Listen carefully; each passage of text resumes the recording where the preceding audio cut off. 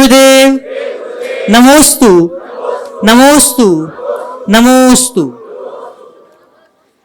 राहतगढ़ को राह दिखाकर गुरु ने पकड़ी आत्मडगर और सभी के भाग्य जग गए, गुरु पधारे जयसी नगर। बंधुओं, परम पूज्य गुरुदेव राहतगढ़ के इस पंच कल्याणक के बाद बुंदेलखंड की इस प्यासी धरा को तृप्त करते हुए आज जयसी नगर में मंगल प्रवेश हुआ, जहां से आज का शंका समाधान हो रहा है। और यह सत्र हम सबकी प्यास बुझाए, हम सब समाधान प्राप्त करें, उसके लिए चलते हैं परम पूज्य मुनिवर श्री संधान सागर जी महाराज के श्री चरणों में और निवेदन करते हैं कि हे महाराज श्री, आपके माध्यम से यह सत्र गति प्राप्त करे और हम सब समाधान को प्राप्त कर सकें। नमोस्तु महाराज जी। चलते हैं गुरु चरणों में होते हुए नत, ताकि हम सबका जीवन बने समुन्नत। इसी भावना से आज जयसी नगर में यह संकट समाधान का सत्र प्रारंभ करें। आज अपने बीच में ललितपुर से ज्योति नजा, राजनी नजा, जो गुणायतन ट्रस्टी भी है, मुनि श्री को नमोस्तु नमोस्तु नमोस्तु, मुनि संघ को नमोस्तु नमोस्तु नमोस्तु। महाराज श्री, कीमत समय की होती है, सामग्री की नहीं। वैसे सुबह आने वाला न्यूज़पेपर 5 रुपए का होता, शाम को होते होते वो रद्दी हो जाता है। इसे हम लोग अपने जीवन में कैसे उद्घाटित करें? बहुत अच्छा वाक्य कहा। कीमत समय की होती है, सामग्री की नहीं। सुबह आने वाले न्यूज़पेपर शाम होते होते रद्दी में बदल जाता है। बस इस बात को अपने जीवन का आदर्श वाक्य बनाएं और एक बात अपने हृदय में अंकित करें, उपयोगिता होने तक ही प्रासंगिकता है। उपयोगिता विनष्ट हो जाने से प्रासंगिकता खत्म हो जाती है। हम अपने जीवन की उपयोगिता को हमेशा कायम रखें और चीज़ों की उपयोगिता को समझकर उसका लाभ उठाने का उद्यम करें। जब तक हमें सक्रियता बनी रहेगी, हम अपनी उपयोगिता का लाभ उठा सकेंगे। वो समाप्त हो जाएगी, चीज़ें खो जाएगी। नमोस्तु महाराज जी, नमोस्तु महाराज। श्रीमद सेठ अशोक जी चौधरी, जो नींव से शिखर तक वह पूरा मंदिर बनाकर समाज को समर्पित किया। समाज के अध्यक्ष माखनलाल जी भी है, साथ में और भी साथीगण। एक बार आप आचार्य गुरुवर भगवंत विद्यासागर जी महामुनि राज की, शंका समाधान के प्रणेता परम पूज्य प्रमाण सागर जी महामुनि राज की। गुरुदेव, अनंत कर्मों का जो बंध होता है, हम श्रावकों को ऐसा ज्ञान हो कि हम उन कर्मों के बंधन से बच सकें, हम अपने गृहस्थ जीवन के कर्म करते हुए उनसे बचें और हम वो कर्म बंधन से मुक्त हो सकें। हमें ऐसा मार्ग प्रशस्त करें। नमोस्तु नमोस्तु। देखो, बहुत अच्छा सवाल किया। 24 घंटे कर्म बनते हैं, हम इसको कैसे जानें? कर्म की सत्ता को, कर्म की शक्ति को पहचाने बिना जीवन का उत्थान संभव नहीं। कर्म की सत्ता और शक्ति को 2 माध्यमों से हम पहचान सकते हैं, एक श्रद्धान द्वारा, दूसरा अनुभव द्वारा। हमारा श्रद्धान उत्पन्न होता है शास्त्रों के अध्ययन से, संतों के समागम से। शास्त्रों में वर्णित कर्म सिद्धांत की बातों का हम विचार करें, महापुरुषों के जीवन चरित्र को पलट करके देखें, उनके जीवन में होने वाले उतार चढ़ाव को समझने की कोशिश करें, कर्म के खेल को पहचानने का प्रयत्न करें। कर्म लीला रचाता है, उसने तीर्थंकर परमात्मा को भी नहीं छोड़ा। भगवान पार्श्वनाथ को 10 भव तक कर्म अपनी चपेट में लेता रहा। तो कर्म की लीला विचित्र है। जब हम पुराण पुरुषों के जीवन चरित्र को पढ़ते हैं तो पुण्य पाप का खेल समझ में आता है। हम जब सिद्धांत ग्रंथों को पढ़ते हैं तो कर्म की करामात दिखाई पड़ती है। इससे हम अपने श्रद्धान को मजबूत बनाकर अपने जीवन में स्थिरता ला सकते हैं, बशर्ते हम स्वाध्याय करें। दूसरा, खुद के अनुभव से अपने जीवन में न जाने हम कितने प्रकार के उतार चढ़ाव भोगते हैं। कई बार लाख प्रयत्न करने के बाद भी अनुकूल परिणाम नहीं आता, और कई बार थोड़े से प्रयत्न से भी बहुत कुछ हो जाता है। हर मनुष्य के जीवन में पुण्य पाप का खेल चलता रहता है, और न केवल अपने अपितु जगत में दृष्टि प्रसार करके देखे तो हर व्यक्ति के जीवन में जो अंतर दिखाई पड़ता है, इसका कारक कौन है? कोई संपन्न है, कोई विपन्न है, कोई अमीर है, कोई गरीब है, कोई रूपवान है, कोई कुरूप है, कोई विद्वान है, कोई मूर्ख है, कोई स्वस्थ है, कोई रोगी है, कोई जिसका परिवार फल फूल रहा है, कोई निसंतान है, कोई आपस में प्रेम भाव से रह रहा है, और कोई एक दूसरे से लड़ झगड़ कर अपना दिन काट रहा है। संसार की जो विविधता और विचित्रता है, इसका कारण क्या है? ये कौन करा रहा है? हाँ, इसको समझने की कोशिश करो। ये कर्म करा रहा है, कर्म ही करा रहा है। और अपने जीवन में झांक कर देखो, हर पल हमारे अंदर कितना अंतर आता। कभी खुशी होती, कभी गम होता, कभी सुख होता, कभी दुख होता, कभी आनंद होता, कभी अवसाद होता। जगत की विविधता और जीवन की विषमता हमें कर्म की सत्ता का आभास कराती। तो स्वयं के अनुभव से और आपके जाकर शास्त्र के श्रद्धांत से, शास्त्रों में वर्णित बातों पर श्रद्धान करो, इससे कर्म की शक्ति का आभास होगा। और जब ये समझ में आएगा तभी हम अपने जीवन का पथ प्रशस्त कर पाएंगे। नमोस्तु। ब्रह्मचारी हर्षित भैया जी, जयसी नगर। नमोस्तु महाराज श्री। हम अपने वैराग्य में दृढ़ता कैसे बनाए रखें, मार्गदर्शन प्रदान करें। नमोस्तु महाराज श्री। देखो, आचार्य उमा स्वामी ने हम लोगों को एक सूत्र दिया है, जगत काय स्वभाव वा संवेग वैराग्यार्थम।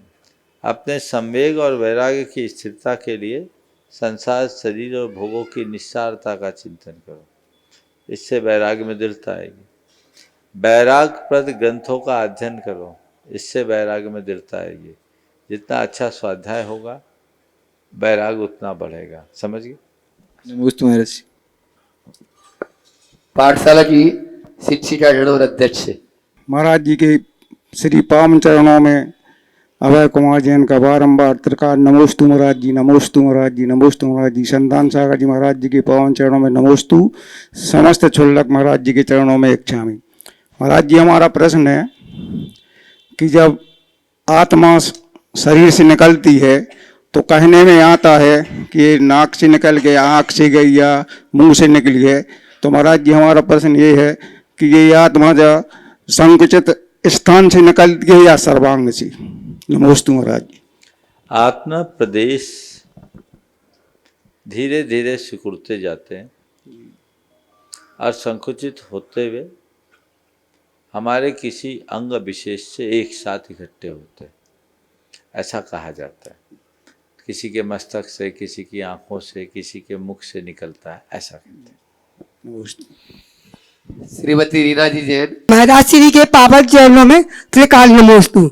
महाराज श्री, मेरी शंका है कि जिसका समाधि से मनन होता है तो क्या उसके पहले कुछ पुण्य के परमाणु होते होंगे या? और महाराज जी, मेरा भी समाधि से मनन हो, इसके लिए हम क्या करें? महाराज जी, मेरों का मंत्र की रोज जाप देती हूँ, तो क्या उसका फल मिलता होगा मुझे? नमोस्तु महाराज जी। निश्चित समाधि कोई सामान्य साधना नहीं है, ये एक बहुत महान साधना है और बड़ी दुर्लभ साधना है। शास्त्रों में वर्णित है, अच्छे अच्छे मुनियों, यहाँ तक कि श्रुत केवली जैसे महामुनिराज की भी समाधि बहुत दुर्लभ होती है। तो अच्छे से निर्दोष रीति से समाधि मरण को प्राप्त करने से 3 से 8 भाव के मध्य केवल ज्ञान हो जाता है। ये समाधि के महात्म का श्रेष्ठतम उदाहरण है। तो ऐसी समाधि की भावना हर किसी को भाना चाहिए। जिनका भवितव्य अच्छा होता है वही समाधि मरण कर पाते हैं। हमारा समाधि मरण हो, उसकी भावना रोज भाए। समाधि भावना के पीछे यही एक भाव है, नियमित समाधि की भावना भाएं। ये भावना भावनाशिनी होती है, यही भावना हमारी समाधि का आधार बने। एक डॉक्टर अतुल जी रचना जी से गई। मुनि राजों के चरणों में नमोस्तु नमोस्तु नमोस्तु। छुल्लक महाराज जी के चरणों में इच्छामी इच्छामी। महाराज जी, मेरा प्रश्न यह है कि बच्चों को तो हम पाठशाला में संस्कार देते हैं, धर्म के बारे में बताते हैं। वृद्ध होते हैं, जो बुजुर्ग होते हैं, या हम जैसे एज के जो महाराज जी लोगों से जुड़े हुए होते हैं, वो उनके प्रवचन सुनते हैं या क्लासेस अटेंड करते हैं। उसमें कुछ उनकी जो शंकाएं होती है वो करते हैं। लेकिन जो टीन एज होती है, जिसमें बच्चे एक टाइम होता है कि अपने करियर में फोकस करना शुरू करते हैं, तो वो धर्म से थोड़े से विमुख होने लगते हैं। तो वो उस स्वाध्याय में किस तरह से जुड़े और उसके लिए क्या प्रयत्न हम पेरेंट्स को करना चाहिए? बहुत अच्छा सवाल आपने किया। इस उम्र के बच्चों के ऊपर हमें ज़्यादा फोकस रखने की ज़रूरत है, पर प्राय इसी उम्र में लोग बदल जाते हैं। लोगों के मन में इस उम्र में स्थिरता है, उसके दो उपाय। पहली तो इस उम्र में इनकी व्यस्तता इतनी बढ़ जाती है कि इनके पास समय कम होता है। हार्मोनल चेंज होने से नवोन्मेष भी इनमें जागृत होता है, इसलिए बदलाव और भटकाव दोनों आ जाता है। तो इसके लिए पहला उपाय तो ये है कि बचपन में हम उनकी नींव पक्की कर दें। अगर हमने नींव मजबूत बना दी, संस्कारों की नींव गहरी कर दी, तो बच्चों में बदलाव के बाद भी भटकाव की संभावनाएं कम हो जाएगी। तो ये पहला प्रयास कि हम उनकी नींव मजबूत बनाएं। दूसरा, ऐसे बच्चों को समय समय पर कैंप्स से जोड़ें। गुरुओं के सानिध्य में कैंप्स होते हैं, और आज के हिसाब का कैंप हो, बड़े बड़े शिविर लगे, जिनमें इन बच्चों को प्रयोगात्मक तरीके से न केवल धर्म की बातें सिखाई जाए, अपितु धर्म की बात को कूट कूट के इनके हृदय में बिठाई जाए। यदि ऐसा करेंगे तो हम बच्चों में बहुत बड़ा बदलाव ला सकते हैं। श्री गई छितामी लाल जी सिलवानी से। महाराज द्वे के चरणों में तिरबार नमोस्तु नमोस्तु नमोस्तु। छुल्लक जी के चरणों में इच्छामी।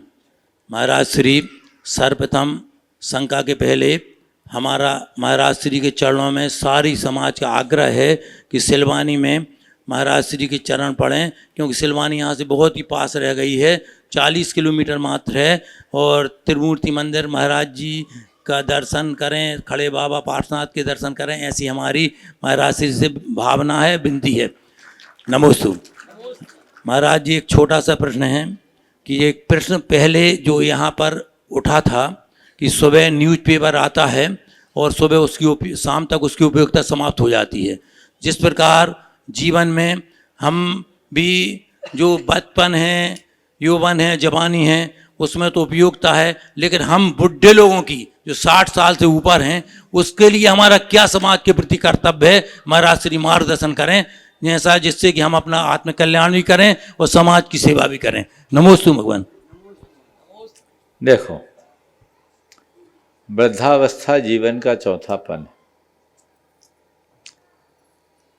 इसमें अच्छाइयाँ भी जुड़ती है और दुर्बलताएं भी आती है। अच्छाई तो ये है कि ये अवस्था अनुभव से भरी हुई अवस्था है। जीवन भर का अनुभव एक बुजुर्ग व्यक्ति के ही पास मिलेगा। मैं तो अक्सर कहता हूँ, वृद्ध की प्रत्येक झुर्रियों में हजारों हजार अनुभव अंकित होते हैं, अगर लोग उसे पहचान सके। तो बुजुर्गों के अनुभव को यदि हम समझ सके, उसका लाभ उठाने का प्रयास करें, तो ये एक बहुत सकारात्मक लाभ होगा। और बुजुर्गन खुद भी अपने जीवन के अनुभवों से अपनी दिशा तय करे, तो उनका खुद के वैयक्तिक जीवन पर भी उसका सकारात्मक प्रभाव होगा। अब रहा सवाल दुर्बलता की। उम्र के प्रभाव से सत्व कम होता है, धैर्य घट जाता है, चिड़चिड़ापन आ जाता है, और अन्य कुछ स्वभावगत दुर्बलताएं हावी हो जाती है, आसक्ति भी बढ़ जाती है। तो ये सब चीज़ें उस व्यक्ति के व्यवहार को भी बिगाड़ती है और उससे उस जीव के परिणाम बिगड़ने से उसका भविष्य भी बिगड़ता है। सत्वगत कमी को कोई रोक नहीं सकता, लेकिन इसमें भी व्यक्ति यदि थोड़ा सजग और सावधान रहे तो बहुत कुछ अच्छा कर सकता है। सबसे पहले तो मैं कहूँगा कि व्यक्ति को जन्म से स्वावलंबन का पाठ पढ़ना चाहिए। बचपन से ही अगर अपना काम अपने हाथ करे तो व्यक्ति आखिरी तक स्वावलंबी बना रहेगा, उसे पराजित होने की नौबत नहीं आएगी। शरीर ढले लेकिन मन को मजबूत रखे, स्वावलंबन। दूसरी बात, उम्र ढलने के बाद धीरे धीरे बाहरी दायित्वों से अपने आप को मुक्त करें और स्वयं के प्रति स्वयं के उत्तरदायित्वों का दृढ़ता से निर्वाह करें।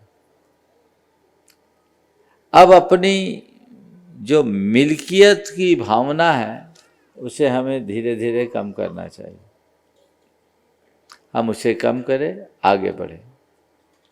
मिल्कियत की भावना हम जो जो कम करेंगे हमारे जीवन का पथ तो प्रशस्त होगा।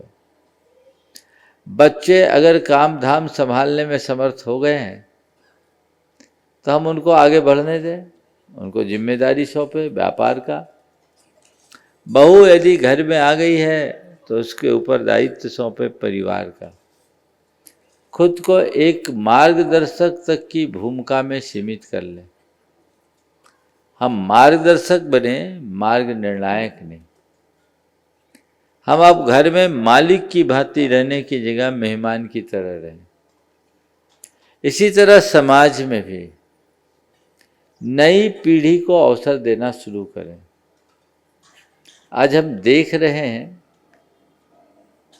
कि घर में तो व्यापार बच्चों के हाथ में चला गया, लेकिन समाज के बागडोर अभी भी बूढ़ों के ही हाथ में है और वो आखिरी तक जवान बने रहते हैं। तो उसका कुपरिणाम ये निकलता है कि हमारे जवान बेचारे पहले ही बूढ़े हो जाते हैं, उनको अवसर ही नहीं मिलता है ना। अब आप ही जवान बने रहोगे अंत तक तो आपके बाद की पीढ़ी कैसे काम करेगी? उसमें भी बी टीम साथ में तैयार करना चाहिए। अपने अनुभवों का पाठ पढ़ाते हुए, लाभ देते हुए उन्हें आगे बढ़ने के लिए प्रेरित और प्रोत्साहित करना चाहिए। मैं अक्सर कहता हूँ, अगर समाज में बूढ़े ही रहेंगे तो धर्म बूढ़ा हो जाएगा। धर्म को जवान रखना है तो यहाँ भी हमें जवानों को लाकर खड़ा करना चाहिए। जब तक जवान खड़े नहीं होंगे धर्म जवान कहाँ होगा। मैं ये नहीं कहता कि बुजुर्ग हमारे लिए अप्रासंगिक हो गए, लेकिन मैं चाहता हूँ कि हमारे युवा अप्रासंगिक महसूस न करें। युवाओं की ऊर्जा, उनके सत्व, उनकी शक्ति का उपयोग बुजुर्ग जन अपने मार्गदर्शन में करें। यदि ऐसा किया जाता है तो इसका दीर्घकालिक लाभ बहुत अच्छा होता है। हमें उस दिशा में सतत प्रयत्न करना चाहिए। और चौथेपन में सबसे बड़ी जिम्मेदारी अपने जीवन को सार्थक करने की। अब हमें अपने गृहस्थाश्रम को कृतार्थ करना है। ब्रह्मचर्य आश्रम, गृहस्थाश्रम, वानप्रस्थाश्रम और संन्यास आश्रम 4 आश्रम के। वानप्रस्थी बनते हुए संन्यास आश्रम की ओर आगे बढ़ने का उद्यम होना चाहिए। अब झमेले नहीं, कर्तृत्व स्वामित्व से मुक्त हो, भोक्तृत्व से मुक्त हो और आत्मनिष्ठ होकर के आगे बढ़ने का पुरुषार्थ उद्यम करें तो ये बहुत अच्छा प्रयास हो सकता है, परिणाम मिल सकता है। नमोस्तु गुरु। डॉक्टर दिव्या जी जैन। गुरुदेव के चरणों में बारंबार नमोस्तु नमोस्तु नमोस्तु। गुरुदेव, बहुत समय से मेरे भाव थे, परंतु आज मुझे जीवन में पहली बार आपको आहार देने का अवसर मिला है, इसलिए मैं बहुत प्रसन्न हूँ। एक छोटी सी जिज्ञासा थी कि सामान्य तौर पर अगर कोई व्यक्ति शमशान घाट या मुर्दा मतलब उनके संपर्क में आता है तो उनको 1 दिन की सूतक लगती है। तो हम लोग जैसे डॉक्टर्स या कोई भी मेडिकल प्रोफेशन में है, जैसे हम लोग को पीएम वगैरह में जाना होता है, तो क्या हम लोगों को भी मतलब कितने दिन की सूतक लगती है, कितना क्या वो उस चीज़ का? देखो, फिर जिसका नर्सिंग होम हो उसका क्या होगा। अब देखो, हर काम द्रव्य क्षेत्र काल भाव के अनुसार लागू होता है। मैं जब वर्ण व्यवस्था की व्यवस्था पढ़ रहा था तो मैंने देखा ब्राह्मणों को सबसे कम सूतक, समझ गए, उससे ज़्यादा क्षत्रियों को, उससे ज़्यादा वैश्यों को और शूद्रों को सबसे ज़्यादा सूतक बताया। हमने कहा भैया ब्राह्मणों को सबसे कम सूतक क्यों? बोले विधि विधान इन्हीं को कराना है तो इनको जल्दी फ्री कर दो। मतलब कोई ना कोई व्यवस्था है। उसके बाद क्षत्रिय को, फिर वैश्य को और फिर शूद्र को बोले उसको तो सूतक ही बनी। तो ये जो चीज़ें हैं द्रव्य क्षेत्र काल भाव के अनुसार करना चाहिए। पर आप जैसे प्रोफेशन से जुड़े लोगों को मेरा एक परामर्श कि अपने दिनचर्या की शुरुआत करने से पहले अपना धर्म ध्यान कर लो, फिर जाओ अपने दफ्तर में, फिर जाओ अपने क्लिनिक में, ताकि झमेला ही ना बचे, है ना। नहीं तो फिर कहोगे अब सवेरे से एक कर लिया, एक केस हो गया, दूसरा केस हो गया, अब तो क्या करेंगे, तो धर्म ध्यान ही छूट जाएगा। मैं ऐसा नहीं कहूँगा, इनको देख करके करना चाहिए। एक बार एक सवाल आया कि महाराज जी चक्रवर्ती के 96,000 पुत्र थे, तो बहुत बड़ा कुनबा, उनका सुवा सूतक क्या होगा? और फिर ऐसा कहते हैं कि उनको जब पुत्र रत्न की प्राप्ति, भगवान ऋषभदेव को केवल ज्ञान की प्राप्ति और चक्रवर्ती को चक्र रत्न और पुत्र रत्न की प्राप्ति एक साथ हुई, और उसके बाद बड़े चक्रवर्ती समोसरण में जाकर के पूजा किया तो उसको सूतक नहीं लगा। आप लोग कहानी सुना है ना, 3 संवाद एक साथ पहुँचे, एक पुत्र रत्न की प्राप्ति का, चक्र रत्न की प्राप्ति का और भगवान को केवल ज्ञान की उपलब्धि का। वो कहाँ गया? केवल ज्ञान की पूजा करने। हमसे एक बार किसी ने पूछा महाराज जी इसको सूतक नहीं लगा क्या, सूतक में कैसे गया? हमने कहा अपना बेटे के मुंह देखना जाता तो मैं भले मानता उसको सूतक है। वो गया कहाँ? पहले किसके पास गया? उसके लिए मूल्यवान कौन था? बेटा, चक्र कि भगवान? अब बात ऐसे महापुरुषों को इस तरह के सूतक पातक नहीं लगते हैं। जब अतीत काल के महापुरुषों को सूतक पातक इस तरह के नहीं लगते, तो मैं वर्तमान के महापुरुष के श्रेणी में आप लोगों को रखता हूँ, ऐसा माना जा सकता है। ठीक है ना? चलिए। विमल कुमार जी देवड़िया। महाराज श्री के चरणों में नमोस्तु नमोस्तु नमोस्तु। और संदान सागर जी के चरणों में नमोस्तु नमोस्तु। अपने क्षुल्लक जनों को इच्छामी इच्छामी इच्छामी। महाराज जी आपके सामने आने पर जितनी भी शंकाएं होती हैं सबका समाधान अपने आप समझ में आने लगता है। सिर्फ एक छोटी सी दिमाग में नुक्स है कि धर्म और राजनीति, राजनीति धर्म से चले तो अच्छा है, और धर्म यदि राजनीति घुस जाए तो कहाँ तक उचित है, या कैसे इस रोग को दूर करना चाहिए? जब जब धर्म में राजनीति घुसी, महाभारत हुआ, तो महाभारत मिटे, रामायण रचे, ऐसा प्रयत्न करो।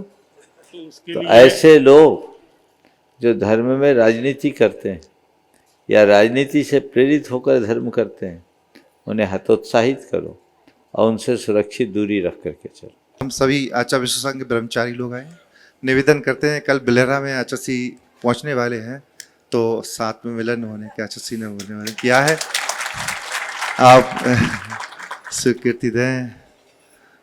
बहुत अच्छा भाव लेकर आए, देखते हैं कैसे सहयोग बनता है। दिशाएं अलग अलग है, अलग अलग जगह के लोगों का निवेदन है, और बिलेरा अलग दिशा में है और इधर अलग अलग है। मैं विचार करता बात करता हूँ, बैठ के बात करेंगे, है ना। सुलेखा जी जैन, वे अपना प्रश्न पूछा करें। मैं श्री को बारंबार नमस्ते। मेरा प्रश्न है मुनिराज, मंदिर के देवता और घर के देवता में से व्यवहारिक जीवन में प्राथमिकता किसको दें? मैं तो कहता हूँ घर में अगर देवताओं के दर्शन होते हैं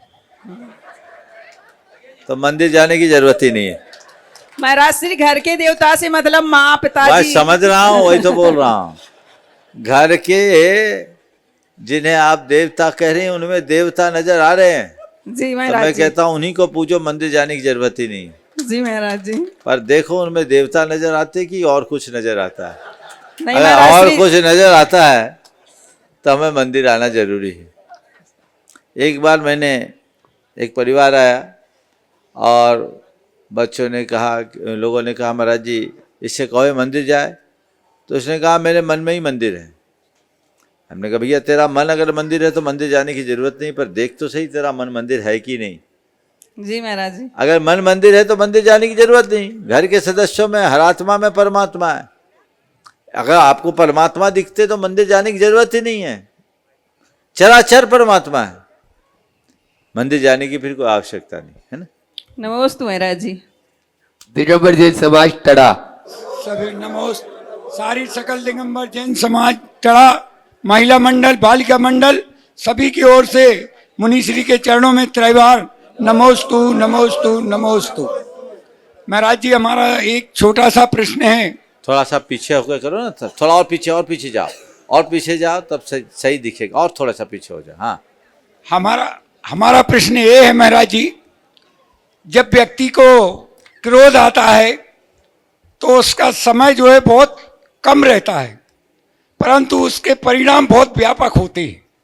तो ऐसा हम अपने जीवन में क्या करें कि जब क्रोध आए तो वो हम समता हमारे अंदर आ जाए और उस क्रोध पर हम विजय प्राप्त कर सकें। नमोस्तु भगवान। अपना निवेदन भी साथ ही साथ कर लो। और महाराज श्री अच्छा निवेदन हो, एक मिनट। अच्छा ठीक है, हमारा हो गया तो फिर जरूर नहीं हमने सुना हमारा नहीं। निवेदन ये है हाँ। कि भौतिक पारसमणि तो केवल लोहे को स्वर्ण बनाती है, परंतु आपकी चरण रज वो पारसमणि है जिससे आत्मा कुंदन बन जाती है।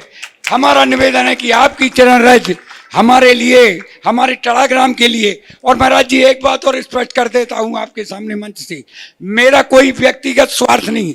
मैं चाहता हूं टड़ा के पूरे एरिया की समाज के लिए आपका सानिध्य मिले और इस भावना से सारी समाज जुड़े और आपका टड़ागमन हो। केसली वालों ने भी आपसे निवेदन कर लिया और वही रास्ता है। नमोस्तु भगवान नमोस्तु भगवान नमोस्तु। ओ, आपका सवाल था, क्या पूछा था आपने? क्रोध। हाँ, क्रोध क्षण भर को आता है, परिणाम पूरे जीवन भुगतना पड़ता है। इसके लिए क्या करें? क्रोध के विजय का एक ही उपाय है, वह है बोध। बोध से क्रोध का शमन होता है। बोध यानी विवेक को जागृत रखो। जब भी क्रोध आए तो लगे कि मेरे अंदर क्रोध आ रहा है, मैं अभी क्रोध में हूँ। क्रोध को जानो, क्रोध से जूझो मत, क्रोध को लड़ो मत। और क्रोध को जानने के बाद क्रोध की दिशा मोड़ो तो यही क्रोध करुणा में परिवर्तित हो जाए, यही क्रोध साहस में बदल जाए, यही क्रोध संघर्ष में परिवर्तित हो जाए, जो जीवन में एक सकारात्मक बदलाव ला सकता है। इसके लिए व्यक्ति को नियमित भावना योग करने की जरूरत है। मुझे शांत रहना है, आप दोहराइए। करता हूं मैं, मुझे बस। शांत रहना है। बस उसको प्रैक्टिस में लाइए, सुनिश्चित रूप से उसका सुपरिणाम आएगा। बाकी आप लोगों ने निवेदन किया है, निवेदन तो अब क्या है, बुंदेलखंड है। चाहे सिलवानी हो, चाहे टड़ा हो, चाहे केसरी हो, चाहे बिलेरा हो, सब है इधर। अभी ब्रह्मचारी जी ने भी निवेदन किया, आचार्य विशुद्ध सागर जी का संघ भी वहाँ पहुँच रहा है।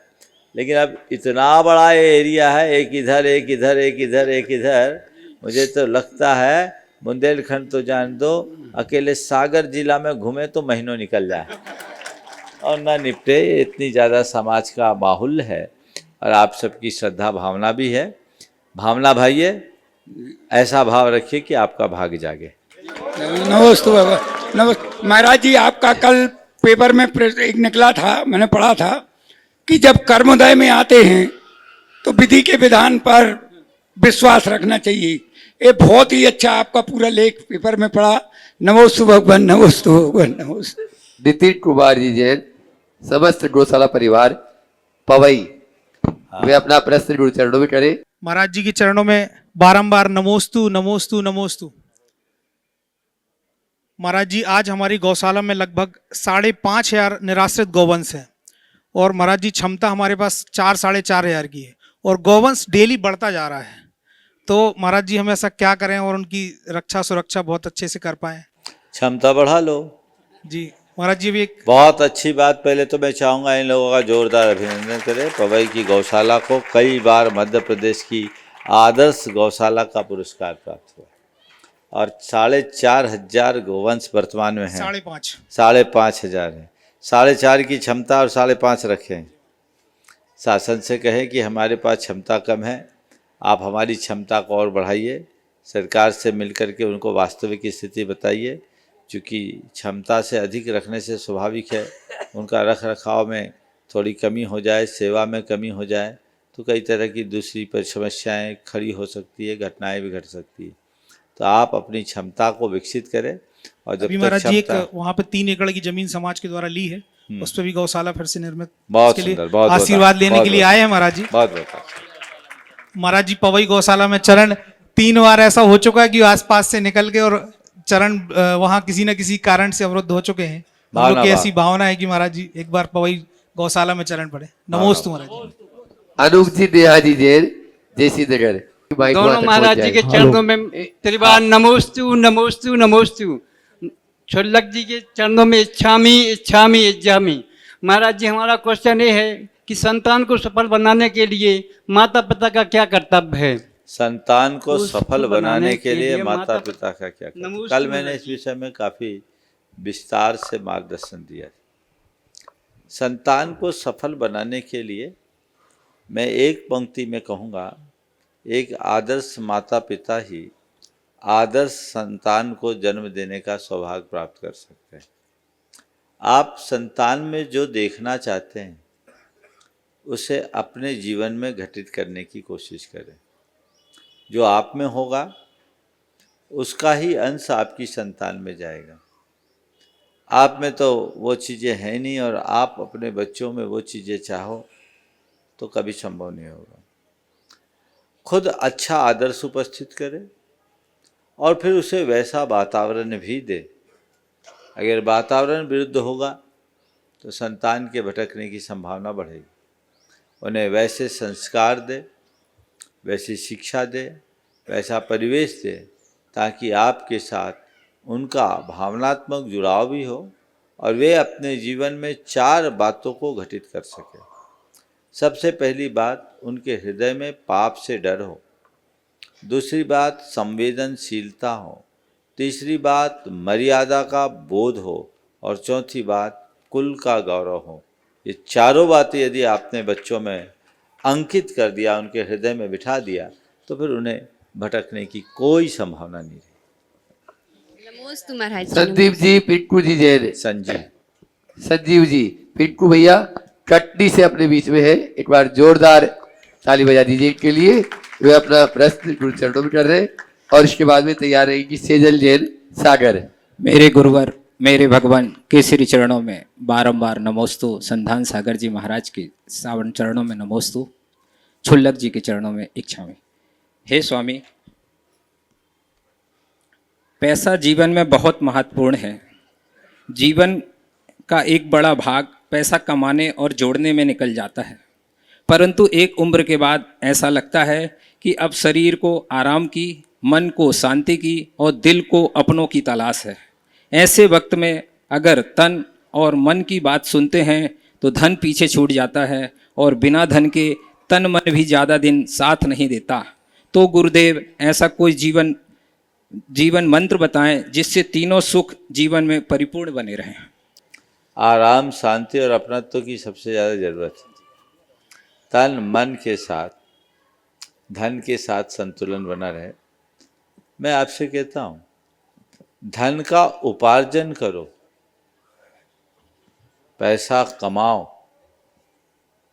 पर पैसे के पीछे पागल होने से बचो। बस इसमें ही तुम्हारे सवाल का पूरा उत्तर। ऐसा नहीं है कि पैसा कमाने वाला अशांत ही रहे। जिस पर पैसा हावी है वो कभी शांत नहीं रहेगा, और जो पैसे पर हावी है वो कभी अशांत नहीं होगा। मैं पुनः दोहरा रहा हूं, जिस पर पैसा हावी है वो कभी शांत नहीं रह सकता, और जो पैसे पर हावी है वो कभी अशांत नहीं होगा। देखो क्या है, अगर पैसा तुम्हारे जीवन के निर्वाह का साधन है तो कोई खतरा नहीं, और पैसा ही तुम्हारे जीवन का साध्य बन गया तो कदम कदम पर खतरा। तो इस साधन और साध्य की इस भेद रेखा को समझो। पैसा को महत्व दो। पैसा बहुत कुछ हो सकता है, पर पैसा ही सब कुछ नहीं है। इस बात को अपने हृदय में बिठा के रखो। जीवन में पैसे का उतना ही स्थान है जितना कि नाव को चलाने के लिए पानी के प्रवाह का। नाव के नीचे अगर पानी ना हो तो नाव कैसे चलेगी? चलेगी क्या? लेकिन हमेशा ध्यान ये रखना है कि पानी नाव के नीचे हो, नाव में ना हो। क्या बोला? पानी नाव के नीचे हो, नाव में नहीं। नाव के नीचे रहने पर नाव और पानी दोनों की शोभा है, और नाव में पानी भर जाने पर नाव के लिए खतरा। बस इसे समझ के। नमोस्तु गुरुदेव। से जल्दी से सागर। मुनि राजों के चरणों में कोटि कोटि नमोस्तु। क्षुल्लक जी के चरणों में एक शामी। महाराज श्री, मेरा प्रश्न यह है कि अगर कोई बिना देव दर्शन के भोजन भी और पानी भी ग्रहण नहीं करता है, तो और वो ऐसी जगह गया है अपने कार्य से कि वहां पे वो उसको देव दर्शन नहीं मिल रहा, मंदिर ही नहीं है, तो ऐसे समय पर क्या करना चाहिए? जाए नहीं, गया क्यों? या तो नियम निभाओ।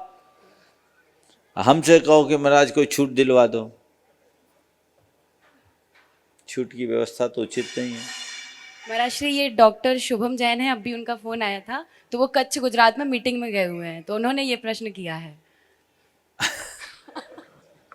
देखो, उत्तम तो यही है कि हम वहीं जाएं जहां मेरा नियम पले। और अगर ऐसा है एक आध दिन को जाना पड़ा है, तो सबसे उत्तम ये उपवास कर ले। क्या फर्क पड़ेगा? यही तपस्या है। और नहीं है तो नियम तोड़ने की सलाह तो मैं नहीं दूंगा। नियम लेने से पहले सोचना चाहिए। अब आजकल आप लोग यही है, होशियार तो हैं ही सब। एक ने बोला महाराज मैं वर्चुअल दर्शन कर लेता हूँ, कोविड में भी तो किया था। तो हमने कहा कोविड में तो आपत्ति थी, इसलिए लोग वर्चुअल ही करते थे। तो आपत्ति काले मर्यादा नास्ति का लोग ऐसा भी अर्थ निकालने लगे हैं। मैं इस विषय में अपनी ओर से सम्मति नहीं दूंगा। नमस्ते। रविंद्र कुमारी जैन, देवेंद्र नगर। परम पूज्य भावना योग प्रवर्तक मुनि प्रमाण सागर महाराज जी के चरणों में बार बार नमोस्तु नमोस्तु नमोस्तु। महाराज जी, संधान सागर जी महाराज के पावन चरणों पर नमोस्तु नमोस्तु नमोस्तु। हे महाराज जी, मैंने भावना योग का भोपाल से प्रशिक्षण लिया था। भावना योग देवेंद्र नगर में मैं लगातार करा रहा हूँ प्रोजेक्टर के माध्यम से, जिसमें मैंने कुछ लोगों के अनुभव लिए हैं। हमारे एक मित्र हैं विनोद कुमार जी जैन, वो पार्किंसन रोग से बहुत पीड़ित थे। उनको हर 3 घंटे में दवाई की ज़रूरत थी। उनको भावना योग उन्होंने किया है, तो उनको अब 4.5 से 5 घंटे तक दवाई की आवश्यकता नहीं रहती है।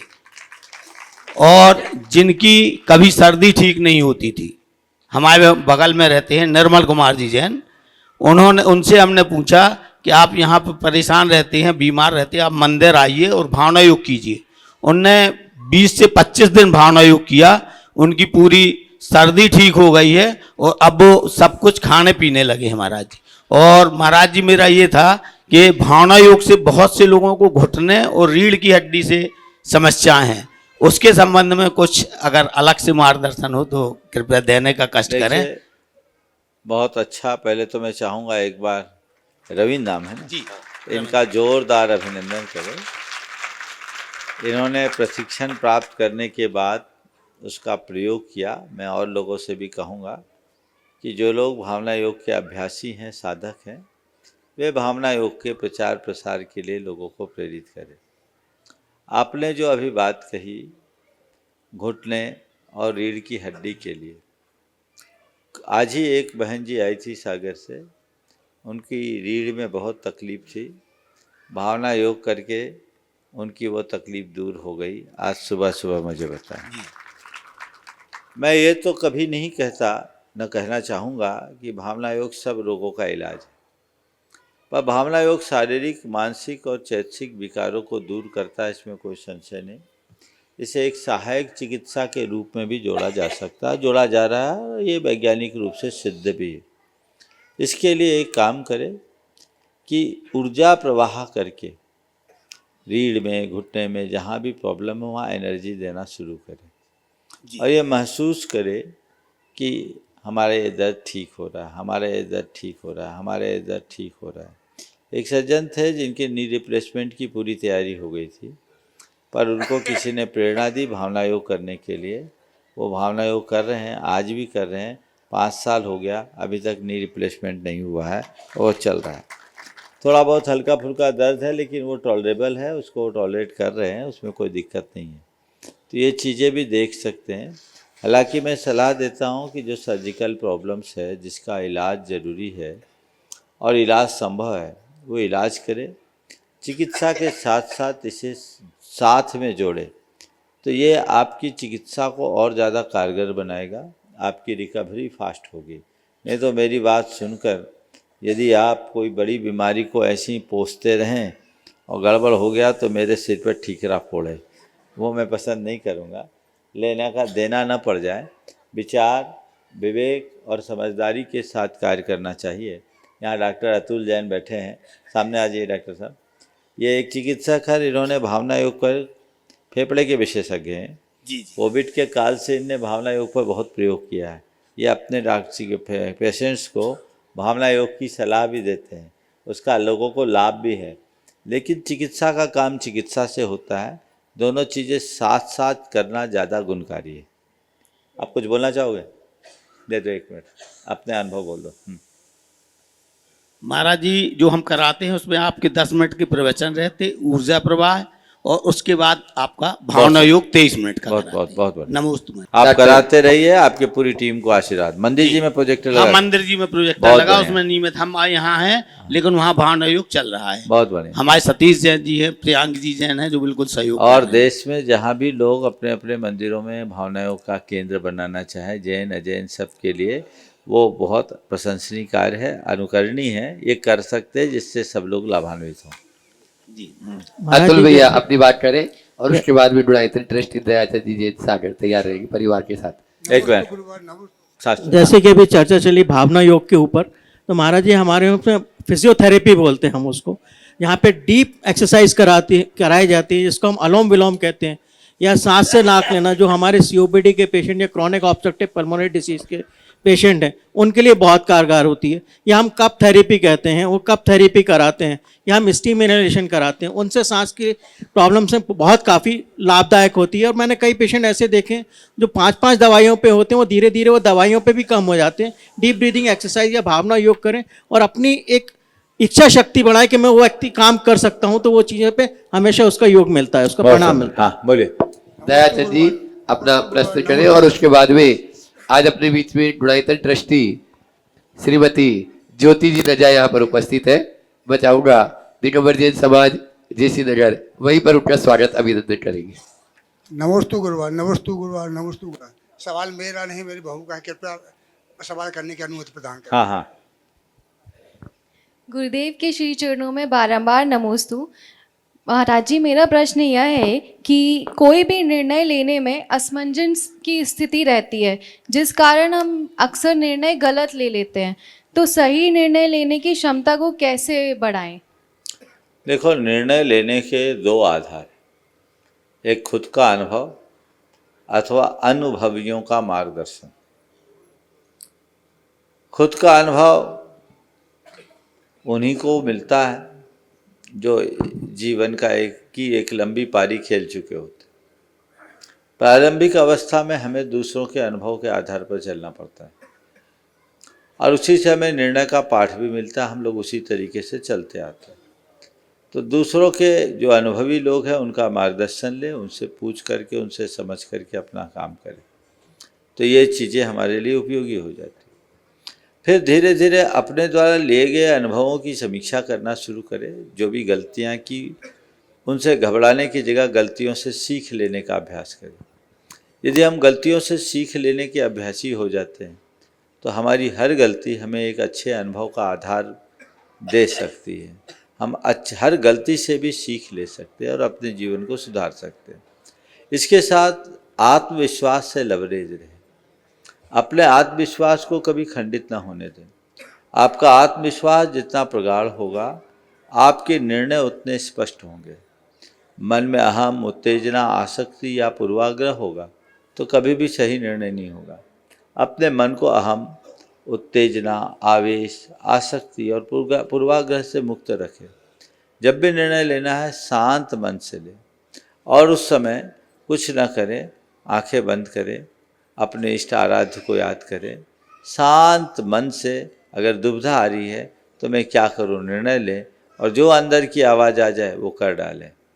मान के चले जो भी होगा अच्छा होगा, और यदि कदाचित कुछ गलत भी हो जाए तो उससे घबराने की जगह उससे सीख लेकर उसे सुधारने का प्रयत्न करें, तो इससे निर्णय लेना आसान होगा। कुछ लोग होते हैं जो तुरंत निर्णय लेते हैं, कुछ लोग होते हैं जो बहुत विलम्ब से निर्णय लेते हैं, कुछ लोग निर्णय ही नहीं ले पाते और बहुत कम लोग होते हैं जो सही समय पर सही निर्णय लेते हैं। तुरंत निर्णय लेना भी बहुत सही नहीं है, क्योंकि तुरंत निर्णय लिया और निर्णय गलत हो गया तो परिणाम कभी अच्छा नहीं होता। तुरंत निर्णय लें, सही निर्णय लें, समय पर निर्णय लें। ये एक कला है, ये एक व्यक्ति की स्वाभाविक प्रतिभा भी होती है और धीरे धीरे उसके अनुभवों से भी वो आने लगती है। कभी घबराना नहीं चाहिए। हमारे निर्णय गलत हो रहे तो भी कोई बात नहीं। सफलतम व्यक्ति भी जितने हैं उनके सब निर्णय सही नहीं होते। 10 में से 2 निर्णय, 3 निर्णय गलत भी हो सकते हैं। लेकिन हमारी विशेषता तब मानी जाएगी जब हम गलत निर्णय से भी सही पाठ पढ़ सकें, उन्हें सुधारने की क्षमता ला सकें, गलत निर्णय से भी सही निष्कर्ष निकालने की शक्ति अपने अंदर रखें, तो हम अपने निर्णयों को सही दिशा दे सकते हैं और आगे बढ़ सकते हैं। आज जयसी नगर वालों का ये सौभाग्य बढ़ा। आपके नगर में हमारे संघ में 2 आयरिकाएँ हैं, चारित्रमती और श्रद्धामती, और हमारे साथ निश्चय सागर जी वर्षों साथ रहे हैं। वर्तमान में समित शिखर जी से समता सागर जी के साथ बिहार करते हुए पंचतीर्थ की यात्रा कर रहे हैं। 30 वर्ष बाद आज फिर से जयसी नगर में आने का योग बना है। आप लोगों ने जो उत्साह उल्लास दिखाया है निश्चित वह प्रशंसनीय है। ऐसी ही भावना और भक्ति बना के रखें। आसपास के सब लोग आए हैं, अनुरोध कर रहे हैं। मुझे मालूम है बुंदेलखंड में घुसना सरल है, निकलना बहुत कठिन है। अब जिसका भाग्य होगा उसको लाभ मिलेगा। आज तो आप लोगों का भाग्य प्रबल है कि गाड़ी फिलहाल यही है, रात्रि तक कोई खतरा नहीं है। बोलिए परम पूज्य आचार्य गुरुवर श्री विद्यासागर महाराज की।